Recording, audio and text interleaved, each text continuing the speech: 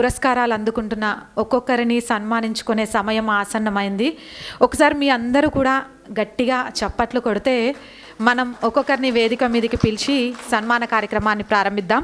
First Vadlamudi Rammohan Rao గారి స్మారక పురస్కారాన్ని శ్రీ గుల్లపూడి శ్రీనివాస్ కుమార్ గారు అందుకుంటున్నారు. ఆయన్ని సాదరంగా మీ అందరి సమక్షంలో కరతాళ ధ్వనుల మధ్య కుటుంబ సభ్యులతో కలిసి వేదిక మీదకి రావాల్సిందిగా కోరుకుంటున్నాం. శ్రీనివాస్ కుమార్ గారు. గుల్లపూడి శ్రీనివాస్ కుమార్ గారు జర్నలిస్ట్గా ఆయన ప్రస్థానాన్ని కొనసాగిస్తున్నారు. ఈరోజు కుటుంబ సభ్యులతో సహా వేదిక మీదకి రావాల్సిందిగా కోరుకుంటున్నాం. వీరేశ్వరరావు గారు లక్ష్మీ అన్నపూర్ణమ్మ దంపతుల కుమారుడే శ్రీనివాస్ కుమార్ గారు 1973 జనవరి 2వ తారీఖున ఎర్రంపేట కొయ్యలగూడెంలో జన్మించారు. ఇది పశ్చిమ గోదావరి జిల్లా ఆంధ్రప్రదేశ్లో ఉంది. ఆరేపల్లి అగ్రహారం గుంటూరు జిల్లా ఈయన స్వస్థలం.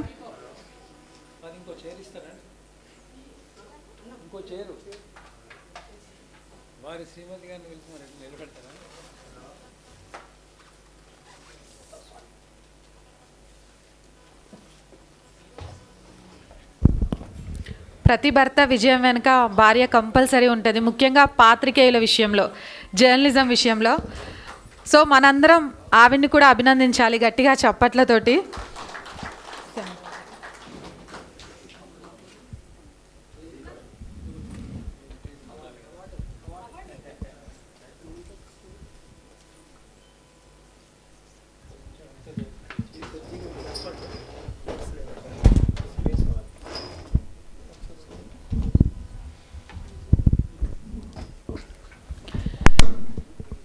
శ్రీనివాస్ గారు ప్రస్తుతం విశ్వ సంవాద కేంద్రం ఎడిటర్గా వర్క్ చేస్తున్నారు. తెలంగాణ జాగృతి డిజిటల్ కంటెంట్ మేనేజర్గా కూడా వర్క్ చేస్తున్నారు. ఓల్డ్ సిఐబి క్వార్టర్స్ దగ్గర ఖైరతాబాద్ హైదరాబాద్లో నివాసం ఉంటున్నారు. గత కొన్ని సంవత్సరాలుగా జాతీయవాద జర్నలిజాన్ని ప్రజల్లోకి తీసుకువెళ్లడంలో అహర్నిశలు కృషి చేస్తున్న ఆయన్ని ఈరోజు మనందరి సమక్షంలో కృష్ణారావు గారు, గోపాల్ రెడ్డి గారు సత్కరించడం ఇది మనందరికీ జరుగుతున్న పురస్కారంగా భావించి గట్టిగా చప్పట్లతోటి వారిని అభినందించవలసిందిగా కోరుకుంటున్నాను.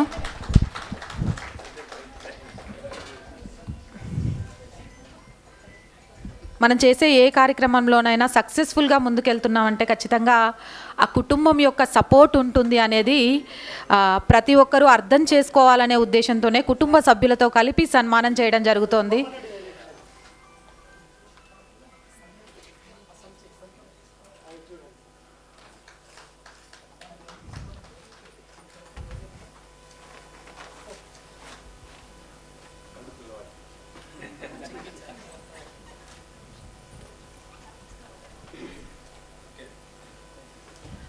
శ్రీనివాస్ గారిని అలాగే వారి సతీమణిని వేదిక మీదే ఉండవలసిందిగా కోరుకుంటున్నాను. ఎందుకంటే శ్రీనివాస్ గారిని ఆయన యొక్క అనుభవాల్ని పంచుకోవాల్సిందిగా కోరుకుంటూ ఈ పురస్కారాన్ని అందుకోవడం ఎలా ఉంది అనేది ఆవిడ్ని కూడా 2 మాటలు మాట్లాడితే బాగుంటుంది అనేది మా అందరి ఉద్దేశం. శ్రీనివాస్ గారు.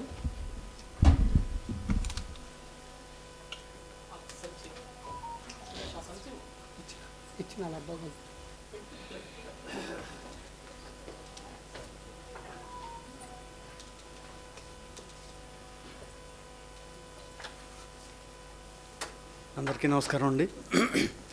నారద జయంతి రోజున ఈ పురస్కారం అందుకోవడం అనేది ఎంతో అదృష్టంగా భావిస్తున్నాను.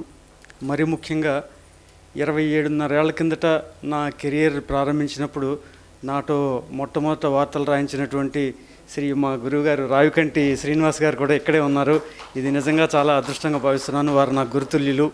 అట్లాగే జర్నలిస్టుల జీవితం గురించి ప్రత్యేకంగా మీకు ఇప్పుడు నేను చెప్పాల్సిన అవసరం లేదు. ఎన్నో ఎత్తుపల్లాలు, కష్ట సుఖాలు అన్నిటి సమ్మేళనంగా ఉంటుంది.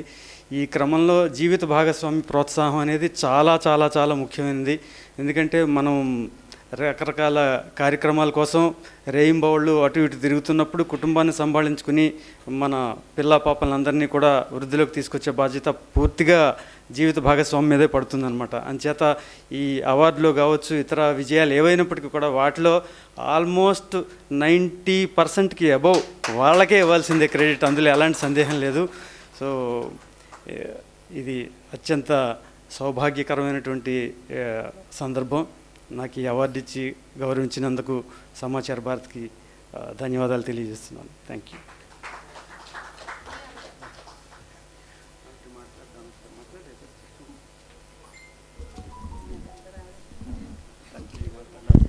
అంటే తెర ముందు భర్త మాట్లాడి ఆవిడ వెనక నుంచి సలహాలు ఇవ్వడంతోనే ఆగిపోయారు. ఇక్కడ కూడా వెనక నుండే ప్రోత్సహిస్తాము అని చెప్పారు. థ్యాంక్ యూ అమ్మ, థ్యాంక్ యూ సో మచ్. ఎందుకంటే 27 సంవత్సరాల క్రితము అంటే ఊహించవచ్చు. మేము ఇప్పుడు జర్నలిజంలో వస్తున్న వాళ్ళం ఎలా ఉందో తెలుసు. 27 సంవత్సరాల క్రితము అంటే వార్తా సేకరణకు వాళ్ళ ఎంత ఇబ్బంది పడి ఉంటారో, అయినా కూడా జాతీయవాదాన్ని 27 సంవత్సరాలుగా భుజాల మీద మోస్తూ వస్తున్నారు అని అంటే నిజంగా మనందరం కూడా గట్టిగా మరొక్కసారి వారికి క్షమించాలి.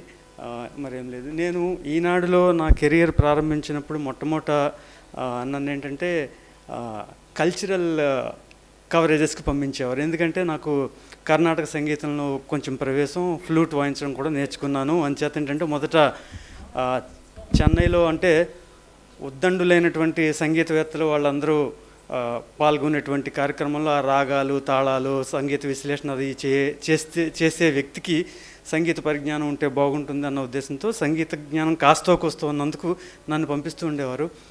అయితే ఆ సంగీత జ్ఞానాన్ని నాకు అందించిన గురువుగారు శ్రీ పరాంకుశ దాస్ గారు అనమాట. వారి దగ్గరే నేను వేణువు నేర్చుకున్నాను. ఎంతో ప్రేమగా పుత్రుల్లా భావించి ఏమాత్రం ఆ ఫీజులు లాంటివి ఏమీ లేకుండా నాకు అంతా నేర్పించారు. ఈరోజు ఈ కార్యక్రమానికి మా గురువుగారి పుత్రిక, నా సోదర సమానరాలు, మా అక్కగారు అయినటువంటి హేమమాలిని గారు కూడా వచ్చారు. అక్కడ నాకు వీడియో కూడా తీస్తున్నారు. మా సోదరి వారు కూడా రావడం నాకు ఎంతో ఆనందం కలిగించింది. Thank you. అందుకే అంటారు, పెట్టిన వారైనా నేర్పించిన వాళ్ళైనా మర్చిపోతారేమో కానీ తిన్నవాళ్ళు, నేర్చుకున్న వాళ్ళు చచ్చే వరకు కూడా గుర్తుపెట్టుకుంటారు అని. ధన్యవాదాలు సార్. అలాగే నెక్స్ట్ పురస్కారం బండారు సదాశివరావు స్మారక పురస్కారాన్ని శ్రీ యభలూరి సీతారామ శర్మ గారిని వేదిక మీదకి రావాల్సిందిగా కోరుకుంటున్నామండి. కుటుంబ సమేతంగా కూడా వేదిక మీదకి రావాల్సిందిగా మనవి చేస్తున్నాం. ఒక్కసారి గట్టిగా చెప్పట్లండి, ఇది మనందరి పురస్కారం. మేడం మీరు కూడా వస్తే బాగుంటుంది, మీ అందరినీ కూడా. ఎందుకంటే ఇన్ని సంవత్సరాలు దిగ్విజయంగా మీడియా రంగంలో ముందుకెళ్తున్నారంటే మీ ప్రోత్సాహమే అది.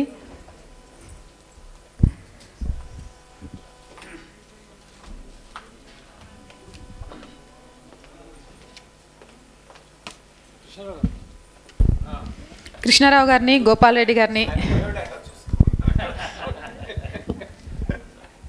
అలాగే సీతారామ శర్మ గారు సత్యనారాయణ లక్ష్మీబాయి దంపతులకు పుత్రుడు.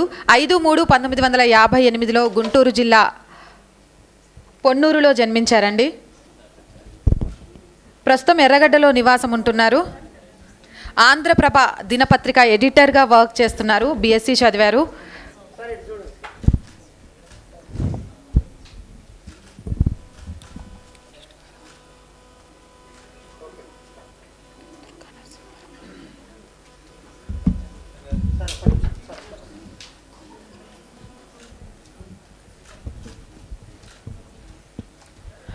అలాగే సీతారామ శర్మ గారిని ఈ కార్యక్రమాన్ని ఉద్దేశించి, అలాగే ఆయన జర్నలిస్ట్ జర్నీకి సంబంధించి కొన్ని విషయాల్ని మనందరితో షేర్ చేసుకోవాల్సిందిగా కోరుకుంటున్నాం.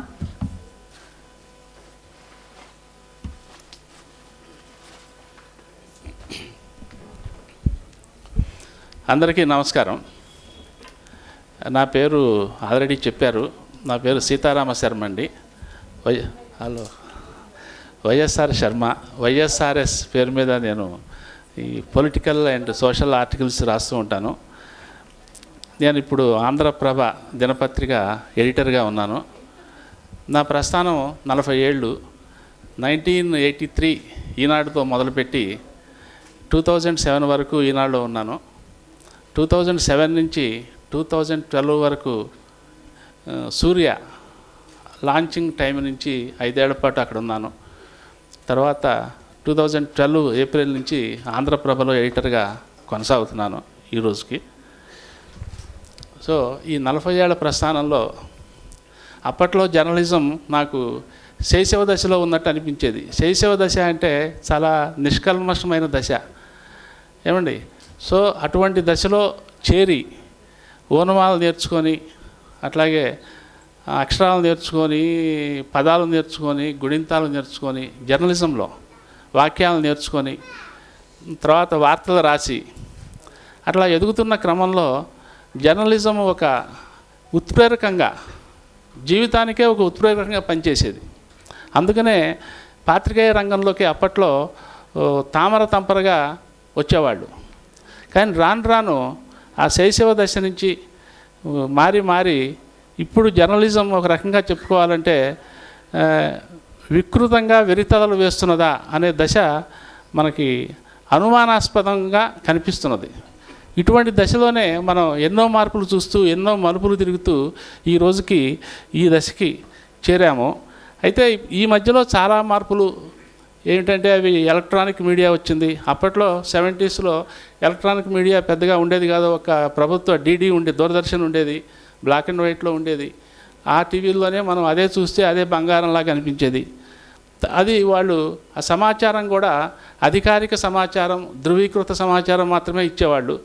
తర్వాత రాను రాను ఈ ఎలక్ట్రానిక్ మీడియా, ప్రైవేట్ ఛానల్స్ వచ్చిన తర్వాత అసలు అంటే సమాచార వ్యాప్తి అనే ఒక కాన్సెప్టు ఎటువంటి వెరితలు వేయొచ్చో మనకు తెలిసింది ఏది ప్రైవేట్ ఛానల్స్ వచ్చిన తర్వాత. అంటే ఏది నిజమో ఏది అబద్ధమో తెలియని పరిస్థితి, ఒక్కోసారి ధృవీకరించుకోలేని పరిస్థితి కూడా. సో వాటి మధ్యనే మనం బతుకుతున్నాము. అటువంటి సమాచారాన్నే మనము గాలి పీల్చినట్టు పీలుస్తున్నాము. ఏమండి, ఈ దశలో ఏంటంటే మనకి జర్నలిజంలో మళ్ళీ ఒక కొత్త అవతారాలు రావాలా, అంటే కొత్త మార్పులు రావాలా, వ్యవస్థీకృతంగా అసలు జర్నలిజం కాన్సెప్టే మారాలా అనే ఒక దశ ఇప్పుడు నడుస్తున్నది. చాలామంది పెద్దలు కూడా ఇటువంటి అనుమానాలు వ్యక్తం చేస్తూ మళ్ళీ పాత దశ వస్తే బాగుండు అని అనుకుంటున్న పరిస్థితి అన్నమాట.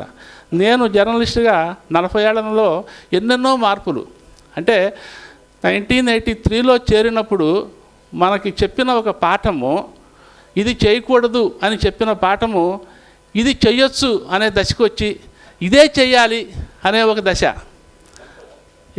అంటే అప్పుడు నేర్పింది ఏంటంటే మన పెద్దవాళ్ళు జర్నలిజంలో, ఇప్పుడు ఒక కాలేజీ ఉంది, ఒక కాలేజీలో ఒక ప్యూను పనిచేస్తున్నారు. ఆ ప్యూను సొంతంగా చదివి ఎదిగి క్రమశిక్షణతో అదే కాలేజీలో ఒక చిన్న పోస్టు సంపాదిస్తే ఈ వార్త వేయాలా వద్దా అనే ఒక సంశయం ఉండేది. అది యాజమాన్యము లేకపోతే పాత్రికేయ పెద్దల దృష్టిలో అప్పుడున్న సిలబస్ ప్రకారం, అప్పుడున్న గైడ్లైన్స్ ప్రకారం ఇది అతని వ్యక్తిగత జీవితం కదా, ఇది అందరికీ తెలియాల్సిన అవసరం ఏముంది, ఇది సమాజానికి తెలియాల్సిన అవసరం ఏముంది అనే కాన్సెప్ట్ నేను చేరిన కొత్తలో. కానీ తర్వాత ఇన్స్పిరేటివ్ స్టోరీస్ అనే కాన్సెప్ట్ ఒకటి వచ్చింది. అరే, ఒక ప్యూన్గా పనిచేస్తున్న వ్యక్తి లేకపోతే ఏదో కూలి పని చేస్తున్న వ్యక్తి సొంతంగా ఎదిగి, సొంతంగా చదువుకొని, అష్టకష్టాలు పడి ఉద్యోగం సంపాదిస్తే మరి యూత్కి అది ప్రేరణగా ఉండాలి కదా, స్ఫూర్తిగా ఉండాలి కదా, తప్పనిసరిగా ఇది సమాజానికి తెలియాలి కదా అనే పరిస్థితి.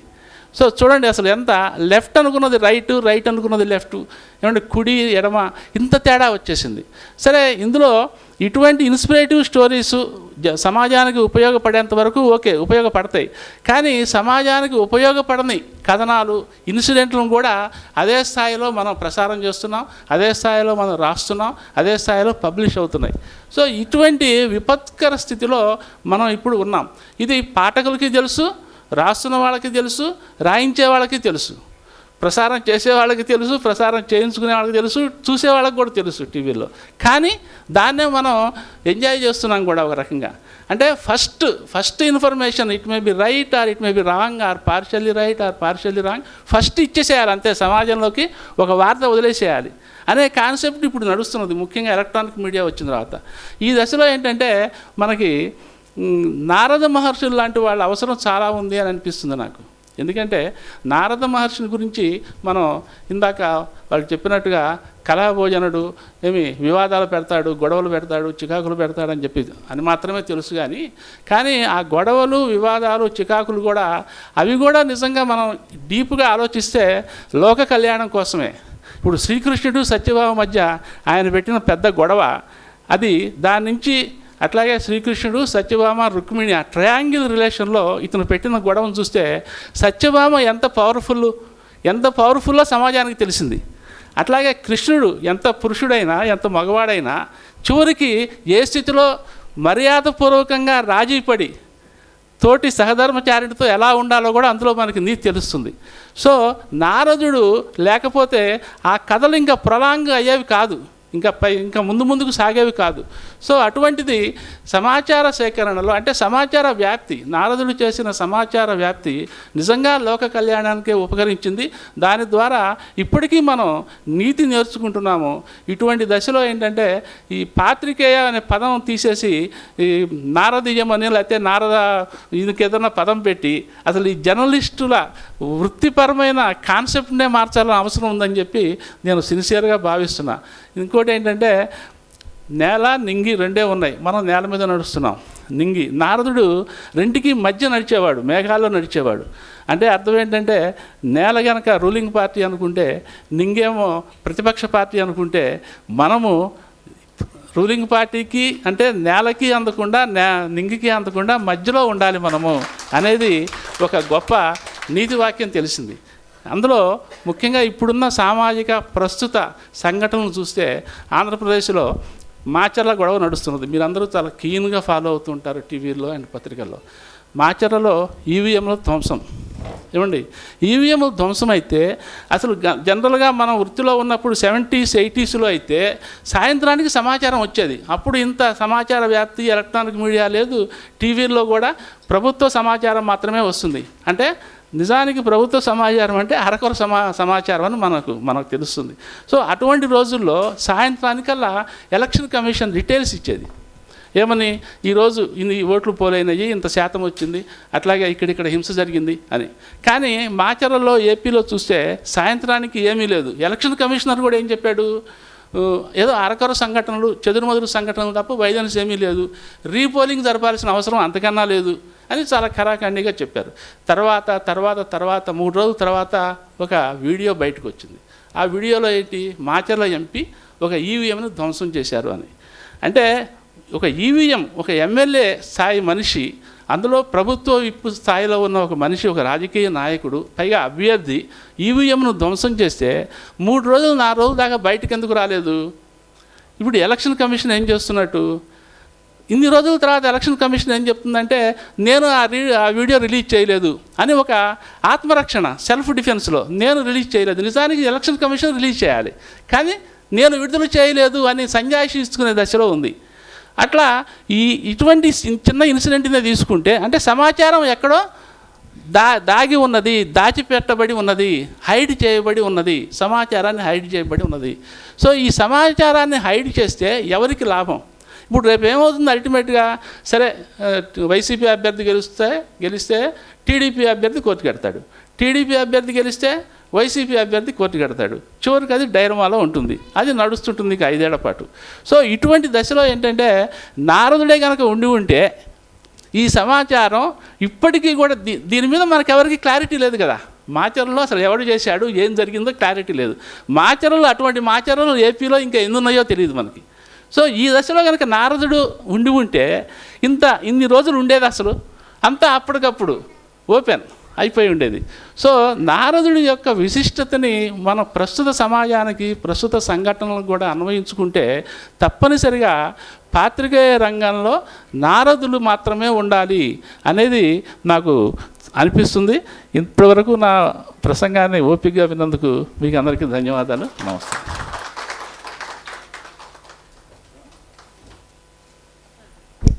అమ్మ, మీరు ఏమైనా మాట్లాడతారు? ధన్యవాదాలమ్మా. ధన్యవాదాలు సార్. నిజంగా కూడా అంటే వారు చెప్తూ ఉంటే ఓపిక్గా విన్నందుకు అని చెప్తున్నారు, కానీ చాలా విషయాలు తెలుసుకున్నందుకు మేము అందరం కూడా మీకు మనస్ఫూర్తిగా ధన్యవాదాలు చెప్తున్నాం సార్. ఎందుకు అనంటే మీడియా రంగంలో ఎన్నో సంవత్సరాల నుంచి ఉండి ఇప్పుడు జరుగుతున్న వాటికి వాళ్ళు స్పందన ఎలా ఉంది, కాబట్టి ఇప్పుడు కొత్తగా వచ్చే యువత మీడియా రంగంలో ఎలాంటి వార్తలను అందిస్తే మన సీనియర్లు కూడా సంతోషిస్తారు, సమాజానికి ఏ విధంగా ఉపయోగపడే విధంగా ఉంటాయి అనేది చాలామందికి అర్థమయ్యేలాగా చెప్పారు. మనస్ఫూర్తిగా ధన్యవాదాలు సార్. నెక్స్ట్ బండారు సదాశివరావు గారి స్మారక పురస్కారాన్ని శ్రీ కందికట్టు దుర్గా నరసింహారావు గారికి అందిస్తున్నామండి. వారిని సాధారణంగా వేదిక మీదకి కుటుంబ సభ్యులతో కలిసి ఆహ్వానిస్తున్నాం. అవార్డు గ్రహీతలందరూ కలిసి చివరిలో ఒక గ్రూప్ ఫోటో దిగేది ఉంటుందండి. కాబట్టి కుటుంబ సభ్యులతో అందరూ కూడా వేచి ఉండవలసిందిగా కోరుకుంటున్నాం. ఇవి మనకు అందుతున్న పురస్కారాలు. ఈరోజు ఈ వేదిక మీద వీరు పురస్కారం తీసుకుంటున్నారు. రేపు ఇక్కడున్న ఎవరమో ఉండొచ్చు, తీసుకున్న వాళ్ళు కూడా ఉన్నారు. అంటే ఇది మనందరి సంతోషం. ఎంత గొప్పగా వినిపించాలి చప్పట్లతో ఆ సంతోషాన్ని.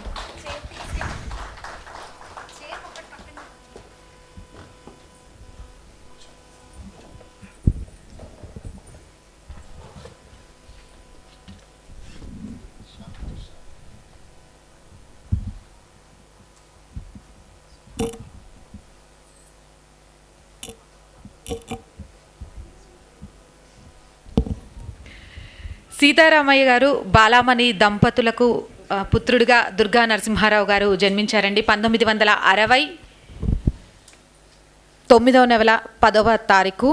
ఆయన స్వస్థలం విజయవాడ. ప్రస్తుతం నిజాంపేట్ భాగ్యనగర్లో ఉంటున్నారు. ఆంధ్రభూమి మరియు డెక్కన్ క్రానికల్లో వర్క్ చేస్తూ వస్తున్నారు.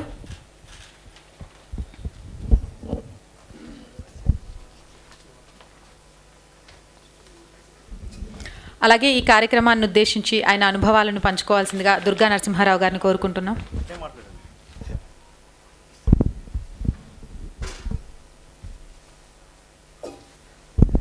అందరూ క్షమించాలండి, నేను ఫోటోలు తీయడం వరకే కానీ మాట్లాడలేదు. ఒక్క నిమిషం, సారీ.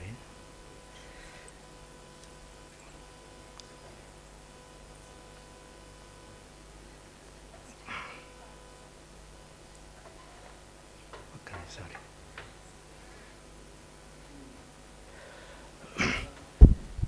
ఇక్కడ ఇచ్చేసిన అందరికీ నమస్కారాలండి.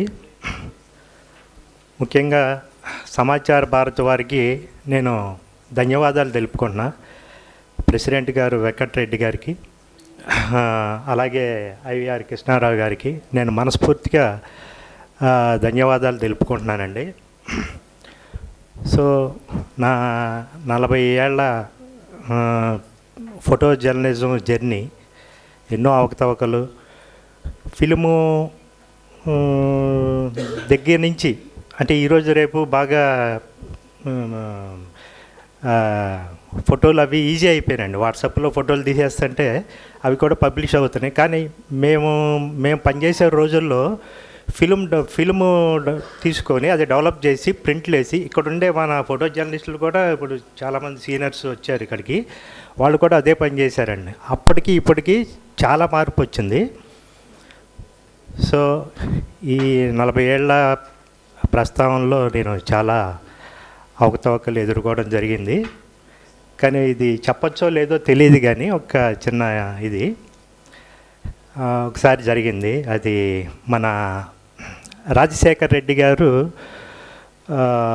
మన ఇరిగేషన్ ప్రాజెక్ట్ మీద అపోజిషన్ పార్టీ వాళ్ళు కోర్టుకి వెళ్ళారండి. అక్కడ పొన్నాల లక్ష్మయ్య గారు ఇరిగేషన్ మంత్రి. సరే, గవర్నమెంట్ తరపు కూడా వీళ్ళు కోర్టుకి వెళ్ళారు. సరే, వాళ్ళు గవర్నమెంట్ తరపున వాళ్ళు కేసు గెలిచారండి. గెలిచిన సందర్భంలో మాకు ఒక మెసేజ్ వచ్చింది, ఇట్లాగా కోర్టులో మన గవర్నమెంట్ తరపున గెలిచాము అది ఇదని. సో ఆయన ఏం చేశారంటే, మన రాజశేఖర రెడ్డి గారు సీఎం గారికి మన స్వీటును బొక్కే ఇచ్చి, సార్ ఇట్లా మనం గెలిచాం సార్ అది ఇది అని చెప్పేసి అంటే, ఈలోపు మీడియా మిత్రులందరికీ సమాచారం ఇచ్చారండి. అయితే అందరూ వచ్చారు, అందరూ కవర్ చేసుకున్నారు, అయిపోయింది. సో నాకు కొంచెం ఒక్క 5 మినిట్స్ లేట్ అయిందండి. నేను ఆయన దగ్గరికి వెళ్ళేటప్పటికి లేట్ అయ్యేటప్పటికి సరే అంతా అయిపోయింది. అందరూ మీడియా మిత్రులందరూ బయటకు వచ్చేసారు. వచ్చిన తర్వాత సరే ఇక తలుపు డోర్ వేసారు ఆయన క్యాబిన్లో. పొన్నాల లక్ష్మి గారు కూడా వచ్చారు. నువ్వు ఇప్పుడు వచ్చాయంటే అంతా అయిపోయిందా మరి ఎట్లాగా అన్నారు. సరే ఇక్కడ ఉండు ఒకసారి సీఎం గారిని అడిగి వస్తాను అని చెప్పేసి అన్నారు. సరే అడిగారు, లోపలికి వెళ్ళి ఇట్లా మనోడు వచ్చాడు సార్, ఇట్లాగా ఆంధ్రభూమి డెక్కన్ క్రానికల్ నుంచి మిస్ అయ్యాడు అని అంటే, సరే రమ్మనవయ్య అది ఇది అన్నాడు. సరే వెళ్ళానండి. వెళ్ళేటప్పటికి నన్ను చూశారు. ఆయన చూసి, ఏవా నువ్వు నీ క్యాస్ట్ ఏంటయ్యా అన్నారు. నాకు భయం వేసింది, ఇంటరా క్యాస్ట్ అడుగుతున్నారు ఏంటరా అని. నాకు ఏంటి ఇంత పెద్ద అయినా నన్ను క్యాస్ట్ అడుగుతున్నారు ఏంట్రా అని నాకు ఏం అర్థం కాల. Sir so and so caste sir అది ఇది అన్న. అంటే ఏం అనుకోపాకయ్యా నువ్వు క్యాస్ట్ అడిగినందుకు. ఏమి లేదయ్యా, మేము 10 మంది రెడ్డిలు కలిసి ఒక మీటింగ్ పెట్టుకుంటామయ్యా. మీటింగ్ పెట్టుకుని మాట్లాడుతూ ఉంటాం. 11వ వస్తాడు. 11వ వచ్చిన తర్వాత మళ్ళీ ఆయన గురించి మళ్ళీ మొదలు పెట్టాలి. రెడ్డొచ్చి మొదలు అది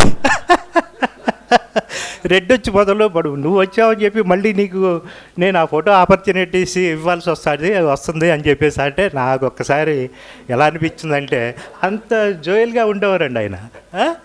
ఇట్లాంటి అనుభవాలు కొన్ని ఎన్టీ రామారావు గారి దగ్గర, చంద్రబాబు అంటే మరి పొలిటికల్గా మాట్లాడచ్చో లేదో తెలియదు కానీ అందరూ సీఎంలు చాలా ఇదిగా ఉండేవారు, చాలా లైక్ చేసేవారు. సో నాకు ఈ అవార్డు ఇచ్చినందుకు సమాచార భారత్ వారికి ధన్యవాదాలు తెలుపుకుంటూ సెలవు తీసుకుంటున్నాను.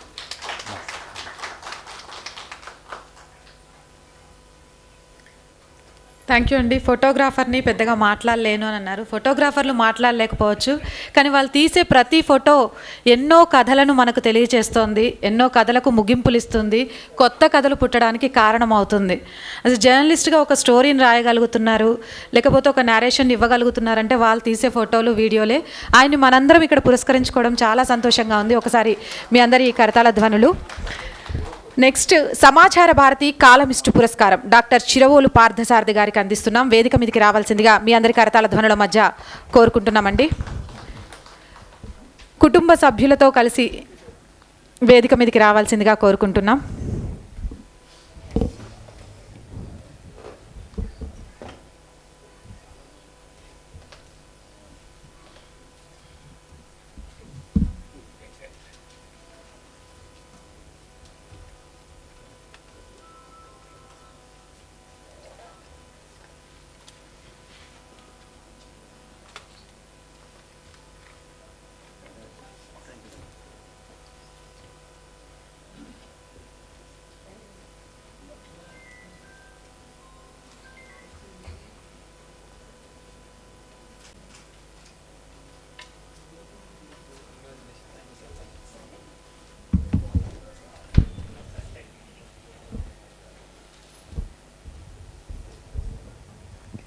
పార్థసారథి గారిని మాట్లాడాల్సిందిగా కోరుకుంటున్నాను. అందరికీ నమస్కారం అండి. నాకు కాలమిస్ట్ అనే అవార్డు ఎందుకు ఇచ్చారో నాకు అర్థం కాలేదు. బేసికల్గా నేను జర్నలిస్ట్ని, 35 years జర్నలిజం రంగంలోనే ఉన్నాను. 33 సంవత్సరాలు ఈనాడులో పనిచేశానండి. 1988లో ఈనాడులో ప్రవేశించాను. 2022 జూన్లో 10వ రౌండ్ చేశాను. ఆ తర్వాత నేను టీవీ ఛానల్స్లో పనిచేశాను. అంటే వ్యాసాలు రాస్తుంటాను, సంపాదకీయ వ్యాసాలు అవన్నీ రాస్తుంటాను. అయితే కాలమిస్ట్ అనే అవార్డు కొంచెం ఆశ్చర్యపరిచినారు. నేను పత్రికేయుడే కదా, కాలమిస్ట్ ఇదిగా ఎందుకు ఇచ్చారు అనేది అర్థం కాలేదు. బట్ ఎనియో ఒక మంచి అవార్డు రావటం అనేది ఇది లైఫ్లో ఫస్ట్ అవార్డు అండి, మీకు అందరికీ తెలుసు. సో నేను సమాచార భారతికి చాలా కృతజ్ఞతలు చెప్తున్నాను. గోపాల్ రెడ్డి గారు, రాజగోపాల్ గారు, తర్వాత వల్లీశ్వర్ గారు, ఆయుష్ గారు, వీళ్ళందరికీ వ్యక్తిగతంగా ధన్యవాదాలు చెప్తున్నాను. జర్నలిజం రంగంలో ఉండటం వలన బాహ్య ప్రపంచంతో సంబంధం లేదు, సంబంధం ఉంటుందని మనం అనుకుంటాం. కానీ నిద్ర లేచి ఉదయం ఉద్యోగానికి వెళ్ళి మళ్ళీ సాయంత్రం వచ్చి మళ్ళీ రెండో రోజు ఉద్యోగానికి వెళ్ళటమే లాగా జీవితం సాగిపోయింది.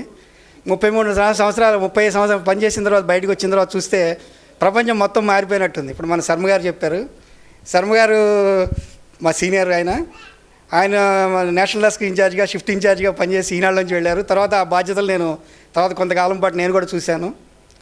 సో ఈ వృత్తిపరమైన మార్పులు చాలా వచ్చాయండి, మీకు అందరికీ తెలిసిందే. 1988కి సంబంధించి 2024కి సంబంధించి చూస్తే ఇప్పుడు పత్రికా రంగంలో చాలా మార్పులు వచ్చాయి. మొదట్లో రేడియో ఉండేది.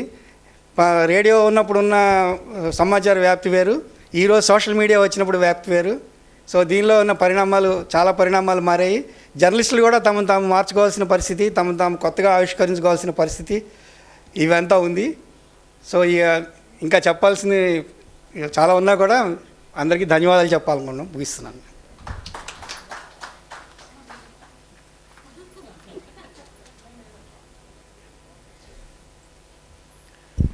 ధన్యవాదాలు సార్ పార్థసారథి గారు. ఏదైనా కానీ జర్నలిస్ట్ ఎన్ని పాత్రలైనా పోషించగలరు, కాబట్టి ఏ పాత్రలోనైనా పరకాయ ప్రవేశం చేయగలరు. అందుకే మీకు కాలమిస్ట్గా అవార్డు ఇవ్వడం జరిగింది అనుకుంటున్నాను. థ్యాంక్ యూ అండి మనస్ఫూర్తిగా. నెక్స్ట్ అవార్డు సమాచార భారతి ఉజ్వల మహిళా పురస్కారం శ్రీమతి పొన్నపల్లి నాగవాణి గారిని మీ అందరి తరపు నుంచి సాధారణంగా వేదిక మీదకి ఆహ్వానిస్తున్నామండి. ఒక్కసారి గట్టిగా చప్పట్లు. పాత్రికేయ రంగంలో మహిళలు రాణించి అవార్డు తీసుకునే స్థాయికి వచ్చారంటే చిన్న విషయం కాదండి. కొంచెం గట్టిగా ఇక్కడ కొంచెం నాకు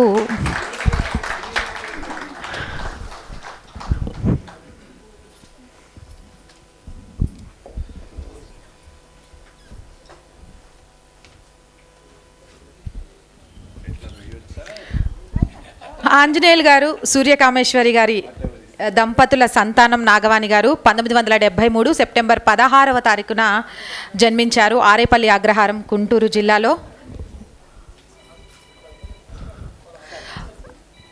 నాగవాణి గారి వాళ్ళ హస్బెండ్ ఎక్కడున్నా కూడా ఒక్కసారి వేదిక మీదకండి. ఎందుకంటే ఓకే ఎక్కడున్నా కూడా మా అందరి తరపు నుంచి ధన్యవాదాలండి. ఎందుకంటే ఒక మహిళ ముఖ్యంగా జర్నలిజంలో ముందుకెళ్ళాలి అని అంటే ఖచ్చితంగా భర్త సపోర్ట్ ఉండాలి. వాళ్ళ పాప వచ్చారు అని విన్నాము. తనైనా వేదిక మీదకి రావాల్సిందిగా కోరుకుంటున్నాం.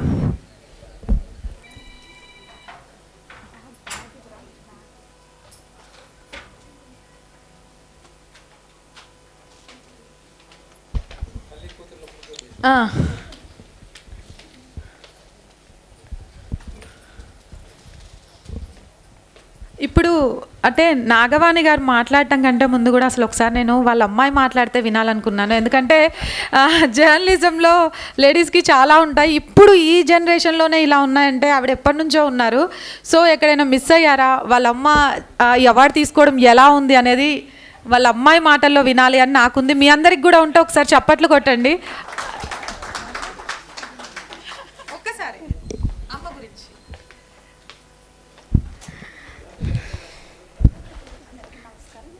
అందరికీ నమస్కారం.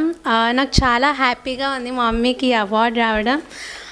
మా మమ్మీ అయితే బయట ఎక్కువగా ఉంటుంది. సో మా ఇంట్లో అందరికీ కూడా మా మమ్మీ చాలా ప్రౌడ్. ఎందుకంటే మా ఇంట్లో ఒక ఫస్ట్ జర్నలిస్ట్ మా మమ్మీ.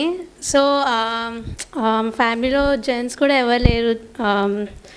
సో మా మమ్మీ ఫస్ట్ కాబట్టి అందరికీ చాలా ప్రౌడ్ ఫీలింగ్ ఇది. Thank you. Thank you. మీ కుటుంబానికే కాదు మొత్తం మహిళా మనులందరికీ కూడా ఇది గర్వకారణమే. ఎందుకంటే ఒక మహిళగా ఇక్కడి వరకు రావడం. మీరు మాట్లాడవలసిందిగా కోరుకుంటున్నాను నాగవాణి గారు. అందరికీ నమస్కారం అండి. ఈరోజు సమాచార భారతి ద్వారా నేను ఈ సత్కారం అందుకోవడం చాలా ఆనందంగా ఉంది. నాకైతే ఇది సత్కారం కన్నా ఒక ఆడపిల్లకి పుట్టింటి సారీ ఇస్తున్నట్లుగా అనిపిస్తుంది నాకైతే.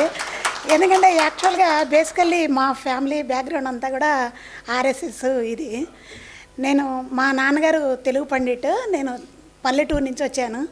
మాది మా పావులూరు ఇంకొల్లు దగ్గుపాటి చెంచురామయ్య గారి కాలేజీలో నేను డిగ్రీ చేశాను. కాకపోతే ఏంటంటే కారం చేయడం అందరికీ తెలిసే ఉంటుంది ఘటన. మా చిన్నతనంలో ఏంటంటే మా నాన్నగారు తెలుగు పండిట్, కానీ ఏంటంటే ఆడపిల్లలు చదువుకోవడం అది కూడా ఆయనకు అంత ఇంట్రెస్ట్ ఉండేది కాదు.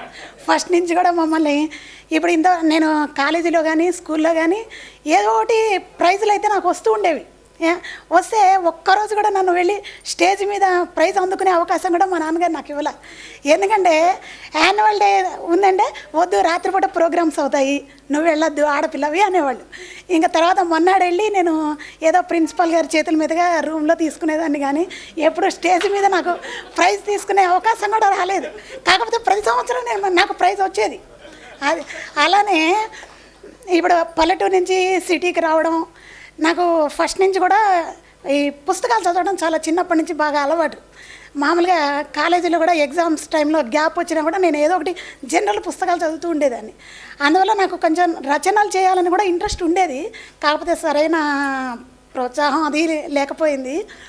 ఇప్పుడు నేను అనుకోకుండా 2010 ఆ ప్రాంతాల్లో ఏపీ జర్నలిజం కాలేజ్ది ఒక యాడ్ చూసి మన సతీష్ చంద్ర గారి ద్వారా ఏపీ జర్నలిజం కాలేజీలో పీజీ డిప్లొమా జర్నలిజం చేశాను. నేను ఏది చేసినా సరే మా ఇంట్లో వాళ్ళు ఎవరికి ఫస్ట్ చెప్పేదాన్ని కాదు. ఎందుకంటే ఆడపిల్ల నీకెందుకు అనేవాళ్ళు. నేను అలానే డ్రైవింగ్ నేర్చుకున్నా కూడా మా ఇంట్లో వాళ్ళకి చెప్పకుండానే డ్రైవింగ్ నేర్చుకున్నా. నేను జర్నలిజం కూడా మా ఇంట్లో వాళ్ళకి చెప్పకుండానే ఫీజు కట్టేసిన తర్వాత క్లాసులకు వెళ్తూ చెప్పేదాన్ని అనమాట. అప్పుడు మా పాప చాలా చిన్నది, 3 years. 7:30కి క్లాస్ ఉండేది. నేను మాకు పాపకి అంతా రెడీ చేసేసి 7:30కి నేను క్లాస్కి వెళ్ళిపోయేదాన్ని. అట్లా ఇంకా సరే జర్నలిజం అయిపోయిన తర్వాత మా నాన్నగారికి తర్వాత ఇలా నేను జర్నలిజం చేశాను నాన్న అంటే, సరే చేస్తే చేసావు, సర్టిఫికెట్ వచ్చింది కదా, ఇంకా మళ్ళీ మీడియా అని అదని ఎక్కడ చేరమాకు అని ఒక రకంగా ఆయన అలా అంటున్న కొద్దీ నాలో ఇంకా పట్టుదల పెరిగేది.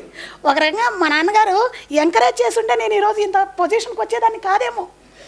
కోర్స్ ఎందుకంటే ఆయన ప్రధానికి నన్ను ఎందుకు ఆడపిల్లవి నువ్వు ఎందుకు అంటున్న కొద్దీ నాలో ఇంకా ఇంకా ఇంకా పట్టుదల పెరిగి నేను ఈరోజు ఈ పొజిషన్కి వచ్చాను. నేను 2011లో ప్రజాశక్తి పేపర్లో చేరాను. అక్కడ కూడా ఏంటంటే నావన్నీ ఈ ఆర్ఎస్ఎస్ భావజాలం ఇది, నేను చేరిందేమో కమ్యూనిస్ట్ పత్రికలో. అందరికీ ఆశ్చర్యం. ఈవెన్ లక్ష్మణ్ గారి దగ్గర నుంచి కూడా ఏంటమ్మా నువ్వేంటి ఆ పత్రిక ఏంటి అంటూ ఉంటారు. కాకపోతే నేను అదే చెప్తుంటా, మన దాంట్లో కన్నా మన వార్తలు మన లాంటి వాళ్ళు అక్కడ ఉండటం కూడా ఇంపార్టెంట్ సార్. ఎందుకంటే లేదంటే అసలు ఇప్పుడు మన చరిత్ర చూస్తుంటే చరిత్ర ఎంత వక్రీకరించిందో తెలుసు. ఇప్పుడు నారద మహర్షి ఉన్నారంటే ఆయన లోక కళ్యాణార్థం చేస్తే, కానీ ప్రస్తుత సమాజంలో ఆయన మీద ఒక నెగిటివ్ ఫీలింగ్. ఇలాంటివన్నీ కావాలంటే మన కమ్యూనిస్ట్ దగ్గర కూడా వాళ్ళ భావాలేంటి, వాళ్ళ దాంట్లో కూడా మన గురించి మంచిగా చేయగలగడం ఇంపార్టెంట్. అందువల్ల నేను దాదాపు ప్రజాశక్తి నవతెలంగాణ ఆ పేపర్లో ఉన్నాను. వాళ్ళు కూడా ఏంటంటే ఎక్కడా నాకు ఇబ్బంది కలగలేదు, చాలా బాగా సహకరించారు. అక్కడి నుంచి నేను 1 year ఆంధ్ర భూమిలో చేశాను. తర్వాత ఇప్పుడు ప్రస్తుతం వార్తా పేపర్లో చేస్తున్నానండి. ముషీరాబాద్ ధర్నా చౌక్ రిపోర్టరు. నాకు నా తోటి కొలీగ్స్ అందరూ కూడా, మా తోటి రిపోర్టర్లు అందరూ కూడా నాకు మంచి సహకారం, అందరి సహకారంతోనే నేను ఈరోజు ఇలా చేయగలుగుతున్నాను. మా ఫ్యామిలీ నుంచి కూడా నాకు పూర్తి సహకారం అందుతోంది. ధన్యవాదాలండి. సమాచార భారతి తరఫున నాకు ఈ అవార్డు ఇవ్వడం చాలా కృతజ్ఞత. థ్యాంక్ యూ నాగవాణి గారు. ప్రతి ఒక్కరికి ఇన్స్పైర్. మన సంకల్పం గట్టిది అయితే ప్రోత్సాహం అనేది లేకున్నా కూడా అనుకున్నది సాధించగలరు. మహిళలను ఆపాలని, అరచేతిని అడ్డుపెట్టి సూర్యుడిని ఆపాలనే ప్రయత్నం వృధా. ఎవ్వరూ చేయకుండా వాళ్ళు సంకల్పించుకున్నారు అంటే ఏదైనా చేసి తీరుతారు అని నాగవాణి గారు నిరూపించారు. ఆవిడ మాటలు మా లాంటి వాళ్ళకు చాలా ఇన్స్పిరేషన్. ఎందుకంటే ఎక్కడో ఒక నెగిటివ్ కామెంట్ రాగానే ఫీల్ అయిపోతూ ఉంటాం. వాళ్ళ ముక్కు ముఖం కూడా మాకు తెలియదు, అయినా కూడా ఫీల్ అయిపోయి అవసరమా అనుకుంటాం. అలాంటిది కుటుంబంలోనే అడ్డుకట్ట వేయాలనుకున్నా కూడా కాదు, నన్ను నేను ప్రూవ్ చేసుకుంటా అని వచ్చారు అని అంటే కుటుంబం అండగా ఉంటున్న మేము ఇంకా సాధించవచ్చు అని మీ ద్వారా నిజంగా స్ఫూర్తి నిండింది ma'am. Thank you so much. అలాగే నెక్స్ట్ అవార్డుకి సంబంధించి సమాచార భారతి యువ పురస్కారం శ్రీ గంగం మహేష్ రెడ్డి గారిని వేదికపైకి ఆహ్వానిస్తున్నాం. కుటుంబ సభ్యులతో ఓకే.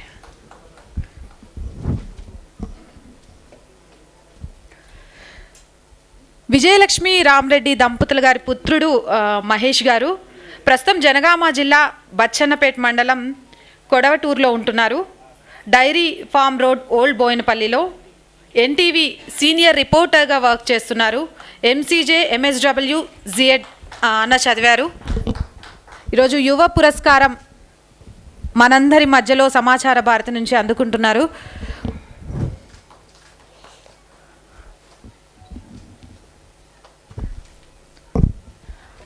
అలాగే మహేష్ గారిని తన అనుభవాల్ని పంచుకోవాల్సిందిగా కోరుకుంటున్నాం.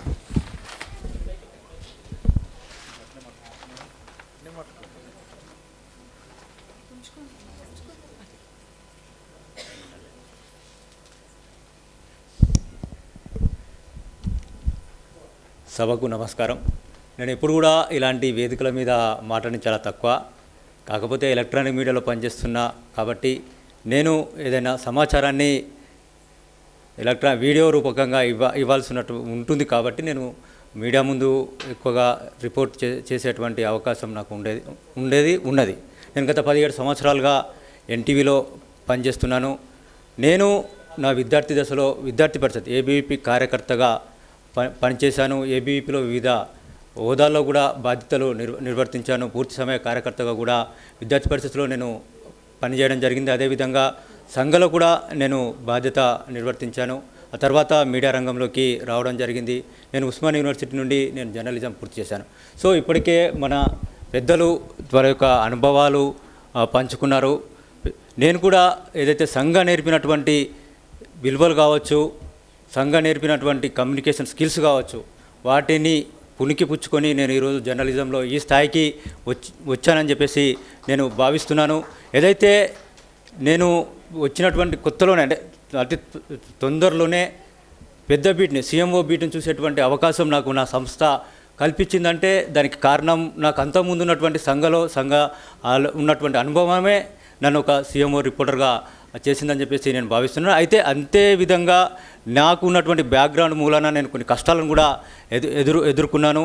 అదే సంఘ బ్యాక్గ్రౌండ్ కూడా నన్ను ముందుకు కూడా తీసుకెళ్ళిందని చెప్పేసి నేను భావిస్తున్నాను. నన్ను గుర్తించి సమాచార భారతి నారద జయంతి సందర్భంగా ఈ అవార్డు ఇచ్చినందుకు చాలా సంతోషంగా ఉంది. నేను హృదయపూర్వకంగా సమాచార భారతి పెద్దలకి నమస్సుమాంజలు తెలుపుతున్నాను. ధన్యవాదాలు.